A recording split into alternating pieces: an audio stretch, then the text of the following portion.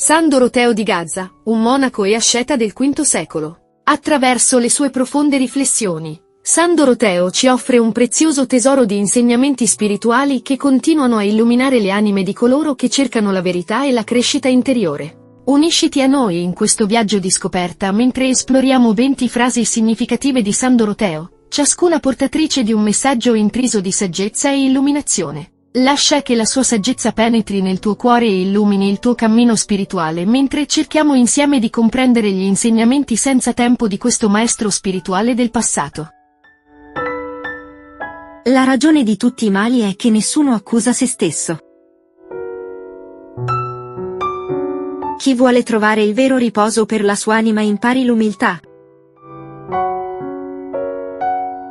Le tribolazioni richiamano sull'anima la misericordia di Dio, come i venti chiamano la pioggia.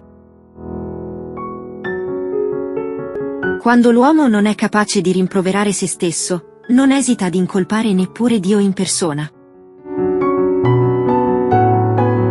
Quando il diavolo vede che Dio si china su un uomo per fargli misericordia, per dargli sollievo dalle passioni sia tramite la sua parola, sia tramite uno dei suoi servi, lo opprime ancor di più sotto il peso della passione e lo assale con maggior forza. Quel che ci ha atterrato è l'orgoglio, e che è impossibile ricevere misericordia altrimenti che col suo contrario, che è l'umiltà. Senza l'umiltà non si può obbedire ai comandamenti e raggiungere alcun bene.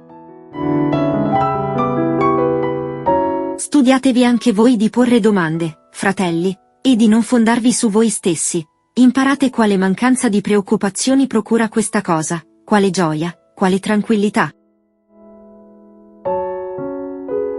Doni sono la verginità e la povertà, questi non sono precetti, sono doni. Il divisore si chiama nemico perché odia l'uomo, odia il bene, perché è sempre pronto a tendere insidie.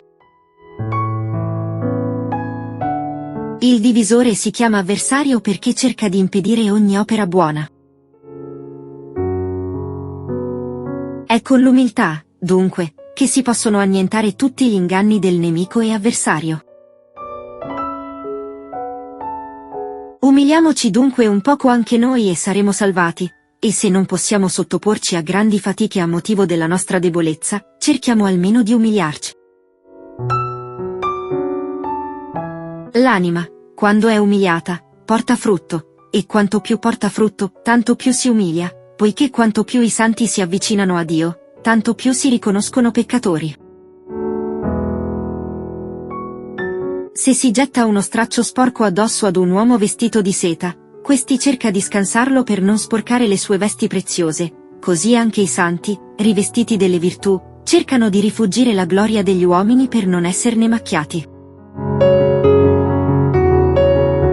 Chi desidera la gloria assomiglia ad un uomo nudo che è sempre in cerca di un pezzo di stoffa qualsiasi, o di qualsiasi altra cosa per ricoprire la sua indecenza, così anche chi è nudo di virtù, cerca la gloria degli uomini.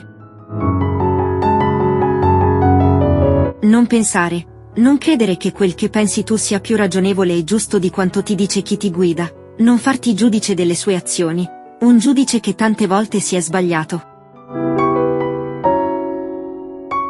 Tutto quanto ci capita avviene per disegno di Dio, anche le minime cose, sicché sopporta senza turbamento quanto ti accade.